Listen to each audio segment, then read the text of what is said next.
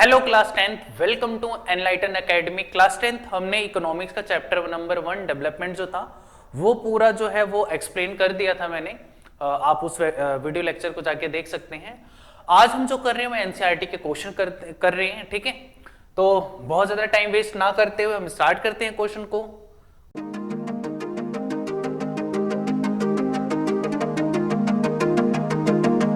Question क्या आपका पहला क्वेश्चन है कि development of a country can generally be determined by, आपको 4 ऑप्शन दिए हुए, आपको बताना है कि जो कंट्री के डेवलपमेंट है वो किन किन बेसिस पे जो है वो डिटरमाइन हो सकता है। तो पर कैपिटा इनकम पहला है, दूसरा एवरेज लिटरेसी लेवल, और तीसरा क्या आपका health status of its people. आपको तीनों क्राइटेरिया में से बताना है कौन सा।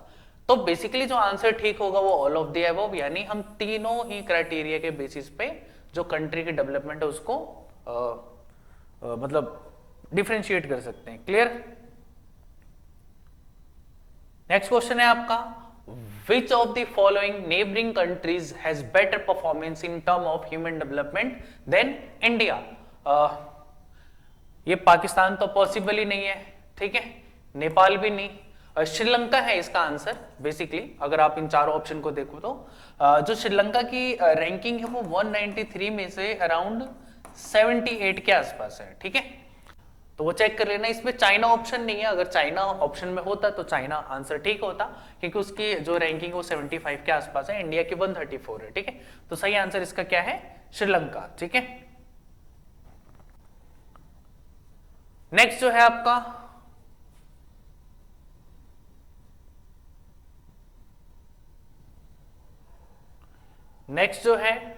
थर्ड क्वेश्चन कि assume there are 4 families in a country, the average per capita income of these families 5000। मतलब यहां पर एवरेज इनकम दे रखी है कितनी, 5000। if the income of 3 families is 4000, 7000 and 3000 respectively, what is the income of the fourth family, आपको बताना है। तो अगर मैं फैमिली ए की मानी तो सैलरी कितनी है, मतलब कितनी है इनकम, 4000, यानी 4K ले लेते हैं। यहां पर भी 5K, ये 5K हो गई, यहाँ पे 4K। बी की कितनी है 7K और सी की कितनी है 3K। देखते हैं एवरेज इनकम का फॉर्मूला क्या होता है आपका, मतलब total income of country upon में total income of country upon में क्या हो जाएगा, टोटल पॉपुलेशन। टोटल पॉपुलेशन, ठीक है, रखते हैं फॉर्मूले में। एवरेज इनकम दे ही रखा है हमें, कितना है ये 5000 यानी 5K। ये कितना है आपका 4K प्लस में 7K प्लस में 3K प्लस में जो फोर्थ वाला है, जो फोर्थ फैमिली उसे हम डी मान लेते हैं जिसका निकालना है, तो ये हो गया आपका डी। अपॉन में टोटल है फैमिली कितनी 4, तो इसको इधर करूंगा तो मैं 5 4 जा 20K, और इधर मैं ऐड करूंगा तो 4 प्लस 7 हो गया आपका 11 और 3 कितना हो जाएगा 14, तो 14K प्लस डी। अब 14K इधर आ जाएगा तो 20K में से माइनस करेंगे हम 14K, तो ये डी हो जाएगा, कितना आ जाएगा 6K। तो डी की जो डी फैमिली है उसकी एवरेज इनकम कितनी है, ये 6K यानी 6000 आपका आंसर होगा। क्लियर।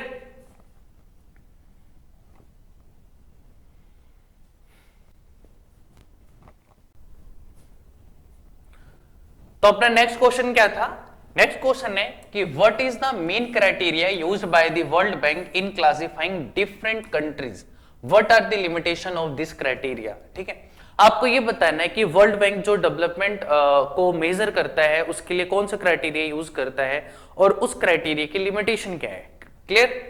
तो वर्ल्ड बैंक जो यूज करता है वो करता है आपका एवरेज इनकम। कैसे निकालते हैं आपका, तो total income of the country divided by its population. ठीक है, जो World Bank World Development Report आई थी 2006 में, उसमें कुछ इस तरीके से डिस्ट्रीब्यूशन कर रखा था कि 3 कैटेगरी बना रखी थी, रिच, लो इनकम कंट्री, ठीक है, मतलब रिच और दो में थी। ठीक है, तो इसमें यह था रिच में कि अगर किसी कंट्री या किसी पर्सन की इनकम जो है वो 4,53,000 पर एनम यानी पर ईयर से ज्यादा है तो वो किस में काउंट होगा, रिच में काउंट होगा। मतलब जिस कंट्री की इतनी है, मतलब एवरेज जो इनकम आ रही है वो इतनी आ रही है पर एनम, ठीक है, एवरेज इनकम।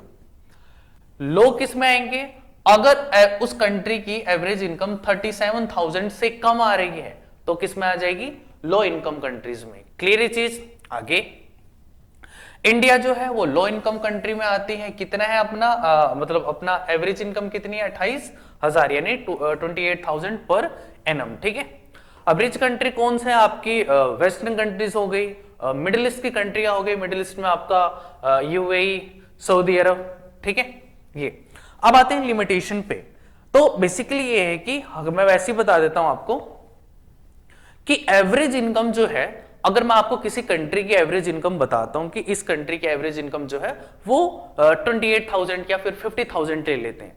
जब मैं आपको बता रहा हूं 50,000 तो आप ये गैस कर पाएंगे कि क्या वहां पे रिच कितने हैं और पुअर कितने हैं, या फिर जो इनकम का है वो डिस्ट्रीब्यूशन किस तरीके से, आप नहीं गैस कर पाएंगे। आपको बस एवरेज मिला, उसमें रिच और पुअर का नहीं पता चल पाएगा कि उनमें डिफरेंसेस कितने हैं। क्लियर। तो वही था इसमें, आप पढ़ लीजिएगा, क्लियर हो जाएगा आगे, ठीक है। नेक्स्ट पे चलते हैं। नेक्स्ट क्वेश्चन है आपका कि in what respect is the criteria used by UNDP for measuring development different from the one used by the world bank. आपको बताना है कि यूएनडीपी जो यूज करता है क्राइटेरिया डेवलपमेंट मेजर करने के लिए, वो वर्ल्ड बैंक के क्राइटेरिया से किस तरीके से डिफरेंट है, ठीक है। और यूएनडीपी जो क्राइटेरिया लेता है वो वर्ल्ड बैंक से किस तरीके से अच्छा भी है, ठीक है।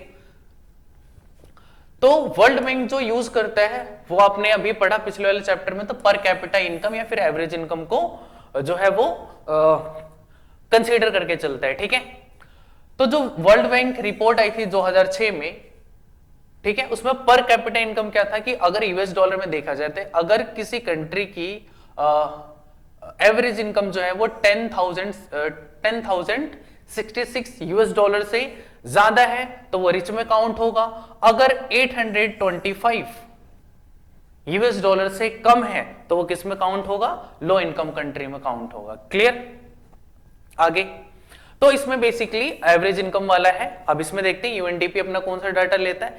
यूएनडीपी जो है वो ह्यूमन डेवलपमेंट इंडेक्स जो है वो रिलीज करती है, और वो किन बेसिस पे होता है कि वहां के एजुकेशन लेवल कैसा है, ठीक है, वहां का हेल्थ स्टेटस कैसा है, ठीक है, वहां का पर कैपिटल इनकम या फिर एवरेज इनकम जो है वो कितना है। यहाँ पे जो वर्ल्ड बैंक है वो सिर्फ एवरेज इनकम को ले रही है, लेकिन जो यूएनडीपी है अपनी एचडीआई ह्यूमन डेवलपमेंट इंडेक्स निकालने के लिए वो किनका, एजुकेशन का, हेल्थ स्टेटस का, ठीक है, लिविंग ऑफ स्टैंडर्ड भी होता है। तो इन सारे क्राइटेरिया का यूज करना है। तो आपको इतना तो पता चल गया होगा कि क्लियर पिक्चर थोड़ी किसमें आएगी, जो यूएनडीपी अपना डाटा यूज करता है उसमें। समझ आइए।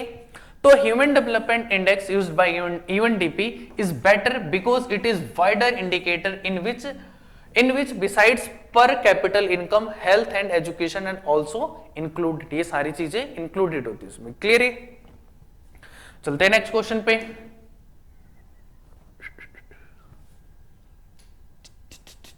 हाँ, क्वेश्चन क्या है आपका, why do we use averages, मतलब हम एवरेज को क्यों यूज करते हैं, and there are any limitation to their use, क्या हम जो यूज करते हैं उसकी कुछ सीमाएं हैं, कुछ लिमिटेशंस है।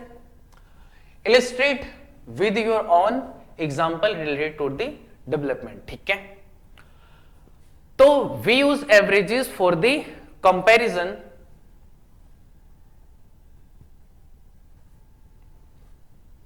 we use averages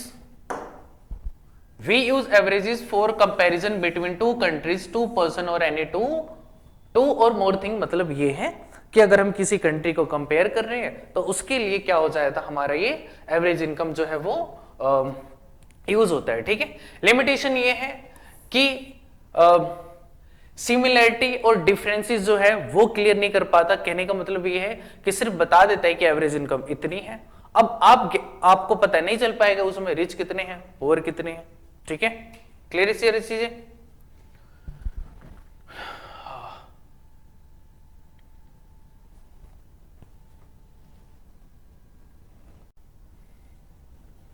हाँ, तो नेक्स्ट क्वेश्चन क्या है अपना कि why do we use average, there are any limitation to their use, illustrate with your own example related to the development. आपको बताना है कि एवरेजेस क्या होती है या फिर हम क्यों यूज करते हैं, और दूसरा उसकी लिमिटेशन क्या है। तो एवरेजेस फॉर दी देखो कोई भी कंट्री जो होती है वो मेनली अभी किस चीज को यूज कर रही है, जो आपका एवरेज इनकम है उसको यूज कर रही है, ठीक है। तो एवरेज इनकम आपको क्या शो करता है, ये मैंने अभी बताया आपको कि सिंपल जो है वो डिफरेंसेस नहीं बता सकता, आपको एक डाटा दे दिया बस कि एवरेज इनकम इतनी, अब आप गैस करते रहो, ठीक है।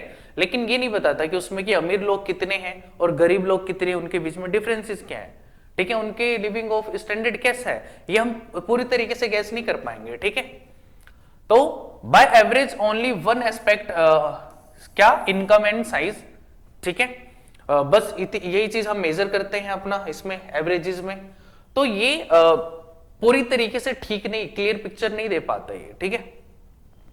जैसे एक बच्चा है, ठीक है, उसको अगर हम जज करें सिर्फ पढ़ाई के बेसिस पे या फिर सिर्फ स्पोर्ट्स के बेसिस पे, तो ये ठीक नहीं होगा। जरूरी नहीं है कि जो बच्चा पढ़ने में अच्छा है वो स्पोर्ट्स में अच्छा हो, या फिर जो स्पोर्ट्स में अच्छा है वो पढ़ने में अच्छा हो, तो हम एक तरीके से जज नहीं कर सकते, ठीक है। तो वही चीज सेम इसमें हो रहा है एवरेजेस में, कि एवरेजेस में बहुत क्लियर पिक्चर नहीं आ पा रही है, ठीक है।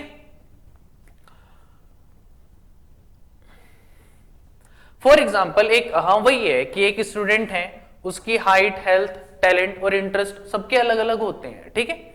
अगर हम कंपैरिजन करने लग जाए सिर्फ एक ही चीज के बेसिस पे तो ठीक नहीं होगा, ठीक है। तो वही बताया गया कि एक हेल्दीएस्ट जो स्टूडेंट है वो जरूरी नहीं है कि पढ़ने में ठीक हो, मतलब फिजिकली वो ठीक है, बहुत अच्छा है, रनिंग एथलीट की बॉडी है उसकी, मतलब अच्छे तरीके से वो दौड़ सकता है, रनिंग वगैरह बहुत सही है। तो इसका मतलब ऐसा नहीं कि वो पढ़ाई में भी बहुत अच्छा होगा, या फिर सेम उल्टा कर लो कि जो पढ़ाई में अच्छा होगा जरूरी नहीं कि उसका हेल्थ कंडीशन भी बेटर होगी। तो इस चीज पे जज करना जो है वो थोड़ी सी गलत होता है। क्लियर ये चीज है। तो अब चलते हैं नेक्स्ट क्वेश्चन पे। नेक्स्ट क्वेश्चन क्या है कि Kerala with lower per capita income has a better human development ranking than Punjab. आपको बताना है कि केरला में जो पर कैपिटा इनकम है वो कम है, ठीक है, किसके कंपैरिजन में, पंजाब के कंपैरिजन में।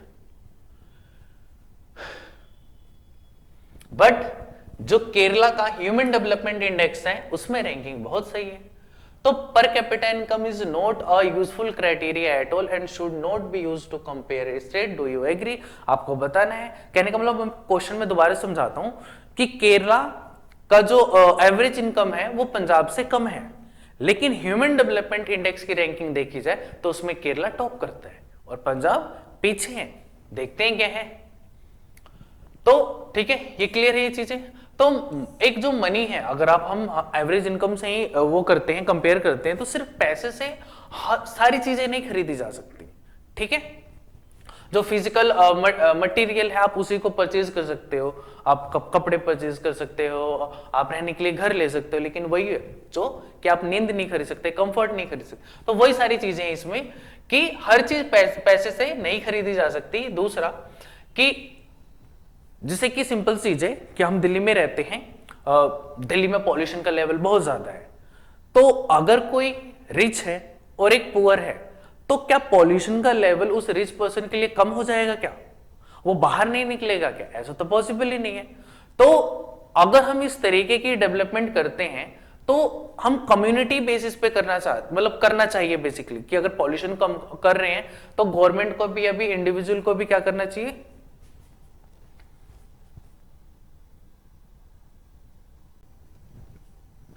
नेक्स्ट क्वेश्चन क्या है अपना कि Kerala with lower per capita income has a better human development ranking than Punjab, hence per capita income is not a useful criteria to all at should be and should not be use to compare state. आपको यह बताना है कि केरला जिसकी पर capita income Punjab से कम है, उसकी ह्यूमन डेवलपमेंट इंडेक्स में जो रैंकिंग है वो पंजाब से ज्यादा है।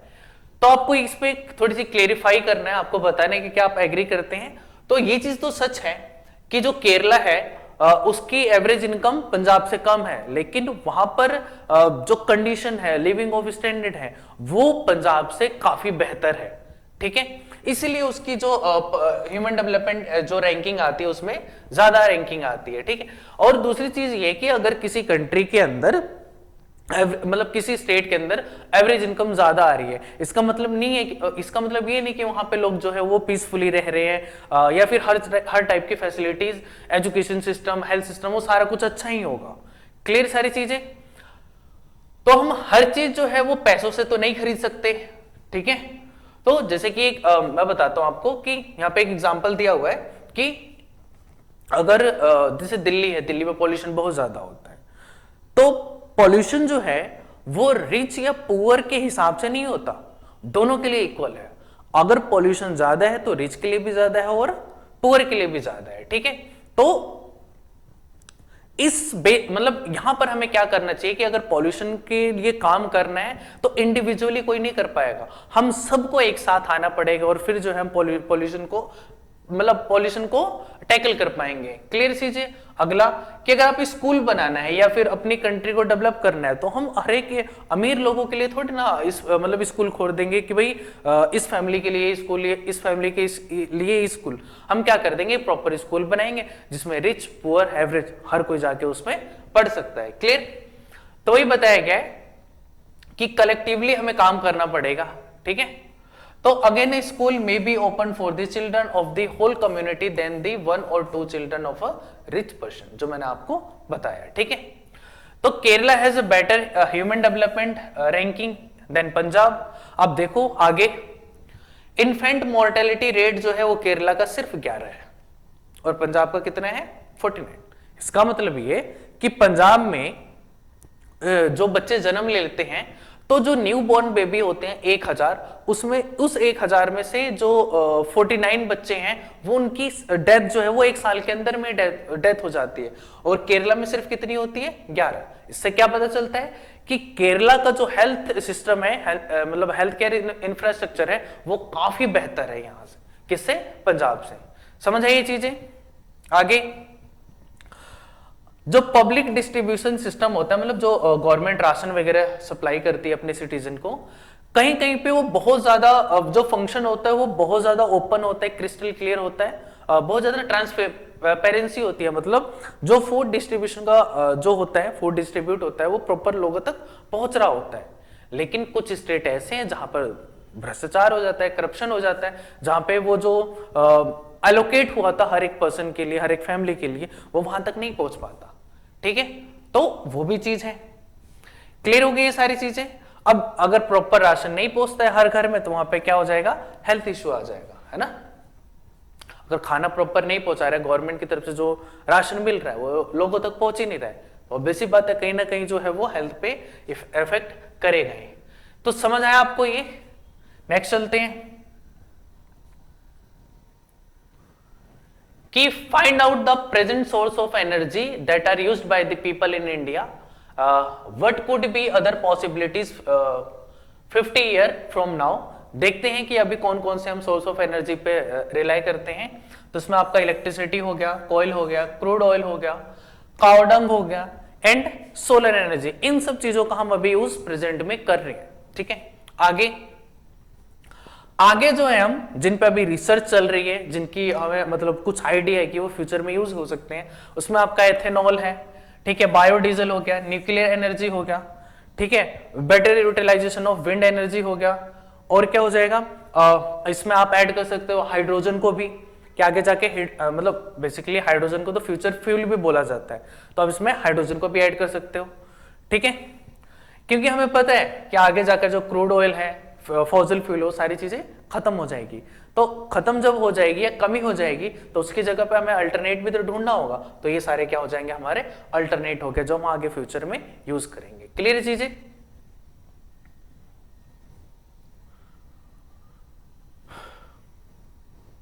अगला क्या है, Why is the issue of sustainability is important for development? देखते हैं। सबसे पहले सस्टेनेबल डेवलपमेंट समझते हैं क्या होता है। सस्टेनेबल डेवलपमेंट का मतलब होता है कि अगर हम किसी रिसोर्सेज को यूज कर रहे हैं तो उसको ओवर एक्सप्लॉइट ना करें, उसको इतना बचा के रखें कि हमारे फ्यूचर अपने नीड को भी फुलफिल करना है और हमारी फ्यूचर जनरेशन के लिए भी कुछ बच पाए। दूसरा, उसके यूज करने की वजह से हमारे एनवायरमेंट को भी कोई हार्म ना हो या फिर कोई नुकसान ना हो, ठीक है। तो इसे हम बोलते हैं क्या, सस्टेनेबल डेवलपमेंट, ठीक है। तो वही बताया गया कि जो 20th सेंचुरी थी उसी में साइंटिस्ट ने वार्निंग देती थी कि अगर हमें जिस तरीके से हम रिसोर्सेज का यूज कर रहे हैं, इस तरीके से अगर यूज करते रहें तो आगे आने वाले कुछ 20-30 सालों में जो है वो पूरा का पूरा जो रिसोर्सेज है वो एग्जॉस्ट हो जाएगा, खत्म हो जाएगा या फिर उसकी कमी हो जाएगी, ठीक है। क्योंकि उनको बनने में तो हजारों साल लगते हैं, लेकिन जिस रेट से हम यूज कर रहे हैं उस रेट से वो बन नहीं रहे, उनको बनने में लाखों साल लग जाते हैं, मतलब हजारों साल तो एटलीस्ट लग ही जाते हैं। क्लियर? आगे, felt that economic growth and industrialization had led to the reckless exploitation of natural resources। जितनी ज्यादा मतलब इंडस्ट्रीज वगैरह बढ़ रही है तो उनके लिए रॉ मटेरियल चाहिए। रॉ मटेरियल कहां से आता है? नेचर से आता है। तो वहां से क्या हो रहा है? एक्सप्लोटेशन होता है। आपने बहुत ज्यादा सुना होगा कि न्यूज आती है इस टाइप की कि कोई पर्सन है, मतलब कोई है, बिजनेसमैन है या फिर माइनिंग जो करने वाले होते हैं, उन्होंने क्या किया कि एक माउंटेन है जहां पे अच्छी खासी वो थी, बायोडाइवर्सिटी थी, अब वो क्या कर रहे हैं, वहां पे जाके माइनिंग कर रहे हैं, ठीक है। इसके लिए वहां के लोकल्स जो है वो प्रोटेस्ट भी करते हैं। तो इस टाइप की बहुत सारी चीजें आती है कि हम बिल्कुल ध्यान नहीं रखते हैं कि भाई हमने चलो एक टाइम के लिए माइनिंग करके सारे रिसोर्सेज को निकाल लिया, लेकिन आप बायोडाइवर्सिटी का क्या कर रहे हो, वो तो खराब ही कर रहे हो ना। तो वो सारी चीजें भी इसमें काउंट होगी, ठीक है। जो नेचुरल रिसोर्सेज हैं उन सबकी लिमिटेशन है। तो बेसिकली कहने का मतलब ये है कि हमें जितने भी रिसोर्सेज है उसको प्रॉपर प्लान्ड तरीके से यूज करना चाहिए, ठीक है। आगे, under this circumstances the issue of sustainability has become important for development. A number of resources are being overused. For example, underground water use। हाँ, ये मैं एग्जांपल बताता हूं आपको कि आजकल शहरों में क्या हो रहा है कि हर चीज कंक्रीट की बन चुकी है। सड़क ले लो, घर ले लो, सारी चीजें कंक्रीट से कवर हो चुकी है। अब जो बारिश होती है वो क्या होती है, सीवर के थ्रू बाहर चली जाती है स्टेट के। तो यहां पर क्या है, अंडरग्राउंड जो लेवल है वाटर का वो बहुत नीचे जा चुका है, क्योंकि रिफिल हो ही नहीं पा रहा। मतलब जिस रेट से हम पानी को यूज कर रहे हैं मोटर लगा के, उस रेट से वो रिप्लेनिश हो ही नहीं पा रहा, फिल हो ही नहीं पा रहा, ठीक है। तो ये वाली सारी चीजें होती है, ठीक है। क्लियर? चलते हैं नेक्स्ट क्वेश्चन पे। नेक्स्ट क्वेश्चन क्या है अपना कि the earth has enough resources to meet the need of all but not enough to satisfy the greed of even one person. मतलब ये है कि गांधी जी ने कहा था ये कि जितने भी रिसोर्सेज हैं हमारे अर्थ पर वो हमारी नीड को फुलफिल करते रहेंगे, लेकिन हमारी ग्रिड को कभी फुलफिल नहीं कर पाएंगे, क्योंकि लालच की, ग्रिड की तो कोई लिमिट ही नहीं है ना। आप जितना जो है यूज करना चाहो आप रुकोगे नहीं कहीं पे जाकर। तो गांधी जी ने ये बोला था कि रिसोर्सेज इनफ है बट वो हमारी नीड को सेटिस्फाई करने के लिए, ना कि हमारी ग्रिड को सेटिस्फाई करने के लिए, ठीक है। तो वही है कि जो हमारे रिन्यूएबल रिसोर्सेज है, रिन्यूएबल, नॉन रिन्यूएबल जितने भी रिसोर्सेज होते हैं वो एक लिमिटेड क्वांटिटी में ही है। तो वो सारी चीजें कि हमारे वो नीड को सेटिस्फाई कर देगी, ठीक है। देखते हैं इसमें कि this statement is relevant to the discussion of development since both resources and development go hand in hand as the. हाँ, मतलब ये है कि रिसोर्सेज और डेवलपमेंट, रिसोर्सेज नहीं होंगे तो आप डेवलपमेंट कहां से करोगे। तो रिसोर्सेज और डेवलपमेंट जो है वो बिल्कुल एक साथ चलते हैं, ठीक है। तो वही है कि हमारा अर्थ जो है, हमारे पास इनफ रिसोर्सेज है, रिन्यूएबल या नॉन रिन्यूएबल ले लो, कुछ भी ले लो, ठीक है, जो हमारी यूज को, हमारी नीड को सेटिस्फाई कर पाएंगे, बट वही है कि हमारे ग्रिड को सेटिस्फाई नहीं कर पाएंगे, ठीक है। आगे पढ़ लेना, जितनी मैंने चीजें बताई है उसी में से ये सारा का सारा। लास्ट क्वेश्चन है आपके एक्सरसाइज का कि list of few Examples of environmental degradation that you may have observed around you। आपको बताना है कि हमारे environment को अपने आसपास observe करो और देखो कि हमारे आसपास जो है वो किस तरीके से जो है हमारे environment को नुकसान पहुंचाया जा रहा है। तो सबसे पहले एयर पोल्यूशन बहुत ज्यादा इंक्रीज हो चुका है, ठीक है, व्हीकल्स बहुत ज्यादा हो गए, इंडस्ट्रियलाइजेशन बहुत ज्यादा होती है, इंडस्ट्री बहुत ज्यादा आगे मतलब तेजी से बढ़ रही है, तो वहां से स्मोक वगैरह निकलते तब पॉल्यूशन बहुत ज्यादा होती है, ठीक है। वाटर पोल्यूशन बहुत ज्यादा हो रहा है क्योंकि पॉपुलेशन बहुत ज्यादा हो रही है, फैक्ट्रियां बहुत ज्यादा हो रही हैं, तो जो भी कचरा वगैरह होता है शहरों में तो खासकर होता है कि पूरे शहर का जो भी कचरा होता है वो सीवर के थ्रू कहाँ चला जाता है, पास के नदी नालों में, तो जाके पूरा पानी क्या हो जाता है, खराब। तो वाटर पोल्यूशन बहुत ज्यादा बढ़ रहा है। There is noise pollution. Noise pollution क्या मतलब, घर बहुत ज्यादा बन गए, सड़कें बहुत ज्यादा हो, गाड़ियां बहुत ज्यादा हो गए, अननेसेसरी के मतलब आपने रोड पे देखा होगा कि लोगों को कितनी ज्यादा जल्दबाजी होती है पहुंचने की, हॉर्न मारते रहते हैं, कोई यूज भी नहीं होता तब भी हॉर्न मारते रहते हैं। लाउड स्पीकर वगैरह होता है शादी पार्टियों में, वो बहुत ज्यादा तेज बजता है, ठीक है, उनके घर में फंक्शन है 10 बजे, लिमिट भी दे रखी है कि 10 बजे तक बचाना है, मतलब बहुत जगह ऐसा होता है कि 11-12 बजे भी डीजे बज रहा होता है जिससे डिस्टरबेंस क्रिएट होती है। क्लियर। आगे लोग जो है गार्बेज है वो कहीं पे भी फेंक देते हैं, ठीक है, स्ट्रीट पे, रोड पे, बारिश आती है पूरा कचड़ा हो जाता है, ठीक है, जानवर जो होते हैं वो एक दो मतलब ले के पूरा फैलाते रहते हैं, तो ये भी प्रॉब्लम है हमारे यहाँ पे। आगे बहुत सारे लोग जो है यूरिनेट जो है मतलब पेशाब बेसिकली हिंदी में कहेंगे, तो वो ओपन में ही जो है वो करते हैं, इससे क्या होता है बहुत ज्यादा स्मेल वगैरह आती है, मतलब रीजन भी है इसका कि भाई यहाँ पर जो है पब्लिक इनकन्वीनियंस होती है, यहाँ पे पब्लिक टॉयलेट्स बहुत कम है तो लोग कहीं भी खड़े होकर करने लग जाते हैं, ठीक है, तो वो भी प्रॉब्लम है। तो ये था आपके कुछ एनसीईआरटी के इंपॉर्टेंट क्वेश्चन, तो आप ध्यान से कर लेना इनको, अगर कोई आपको क्वेश्चन पूछना है वो कमेंट बॉक्स में टाइप कर देना, ठीक है।